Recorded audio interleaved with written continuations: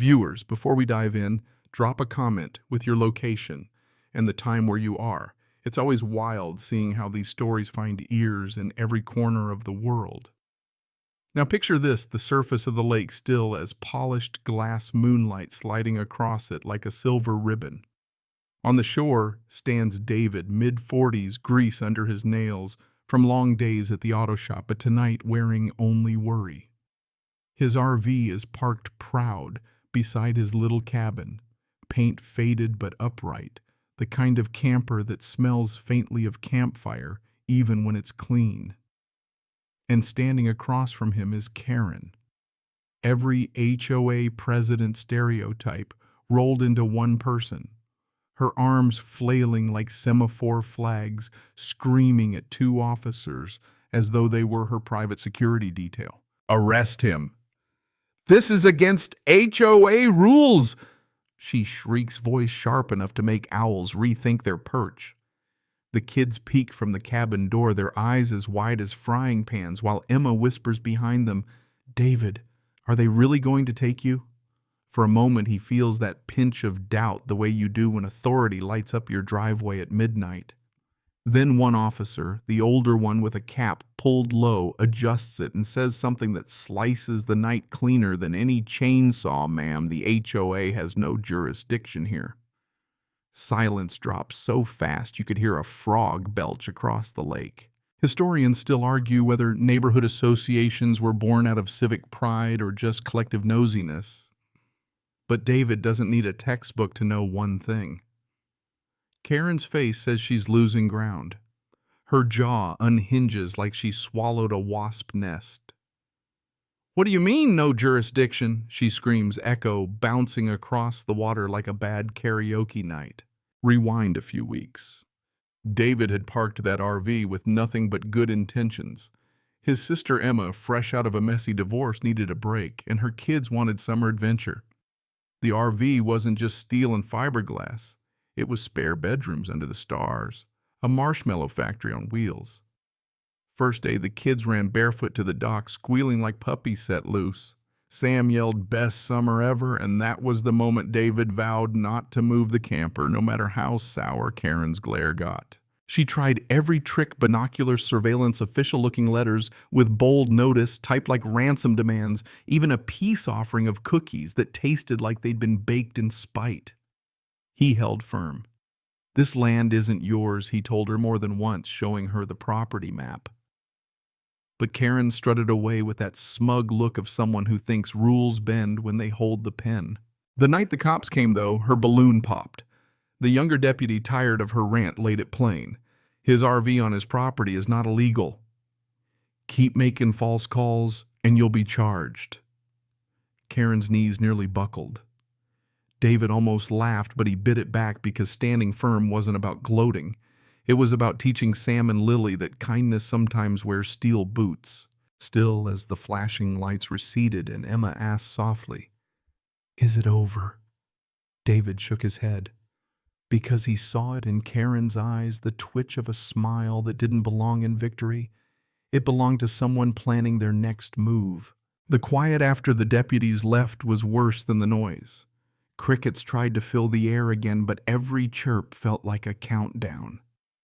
David stood by the RV, tracing the metal with his hand as if he could protect it by touch alone. Emma wrapped a blanket around the kids and whispered, "Inside," but her eyes said what her lips didn't. Karen would be back. And sure enough, she was. The next night, the crunch of gravel announced her arrival, headlights slicing through the pines. But she wasn't alone. A squat tow truck lumbered in behind her SUV, its amber light flashing like a carnival gone wrong. Two men in reflective vests hopped out, the kind of guys who usually rescued stranded drivers, not stole property. One flipped open a toolbox, the other reached for a chain. David stepped forward, chest tight. "You can't touch that," he said. "This is private land." Karen clicked her pen like it was a detonator. "We're here to remove a hazard." The tow driver frowned.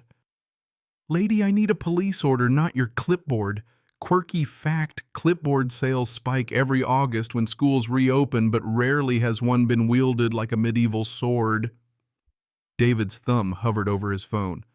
Call the sheriff, he warned. The tow driver rubbed his neck, muttered, Not getting sued, and packed up. Karen's face curdled as the truck groaned away. Coward, she spat. We'll handle this our own way. What followed was weeks of slow poison. Trail cam footage caught a hooded figure slashing all 4 RV tires at 3:17 a.m.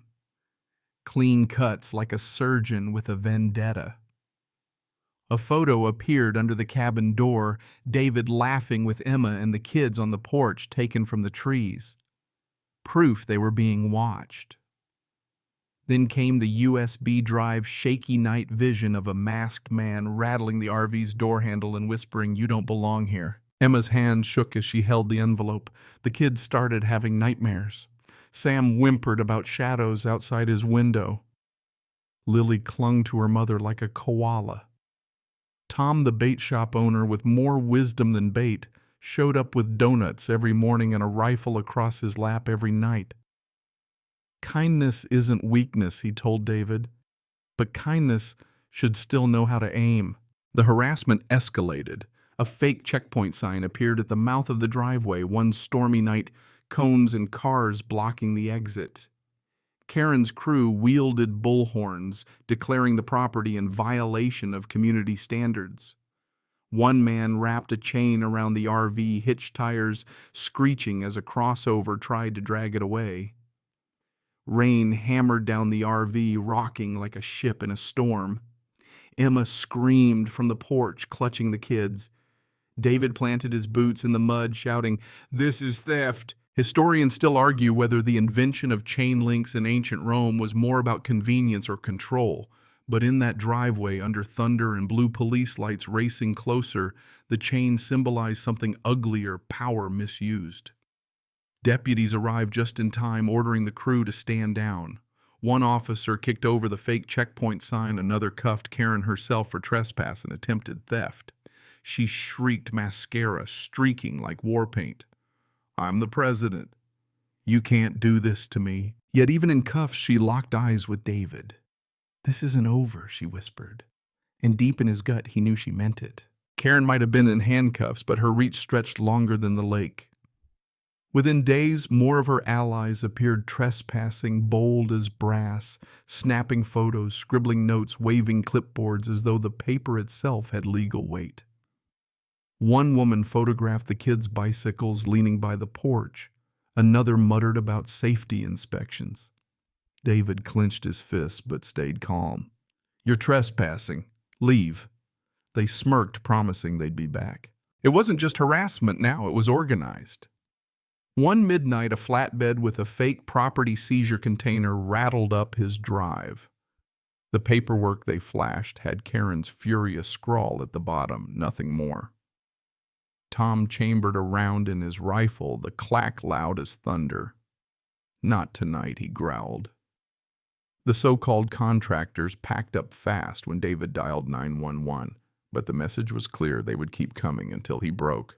That's when Tom leaned close and said, Stop playing defense. Shine a light. And David did.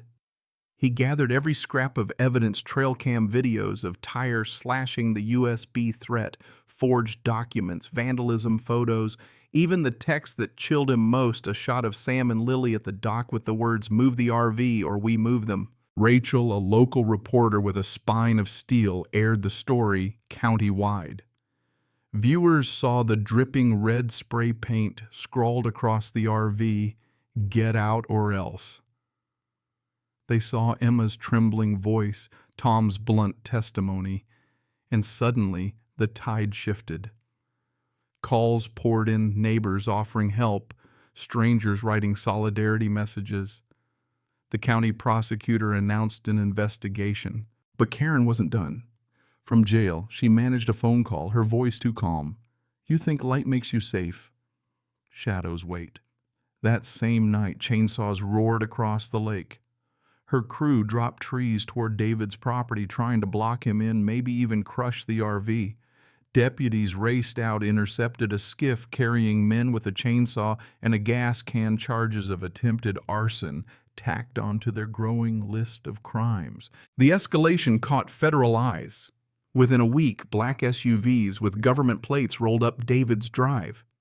Agents cited interstate harassment and organized threats federal statutes now. Arrests rippled across the HOA board. Karen's empire cracked. News anchors plastered her mugshot on screens, no longer Queen Bee, but a cautionary tale. One evening, as the sun melted into gold over the lake, David sat on the porch with Emma and the kids. Fireflies blinked in the yard, laughter bubbled from Sam and Lily as they chased them. Tom sipped coffee as steady as the pines. The RV stood scarred but strong, a monument to survival. David whispered to Emma, "We didn't just save a summer. We proved kindness with a backbone is stronger than fear." Karen had always sworn she got the last word. But this time the last word was his, and it was simple. No. And so the lake settles back into its rhythm.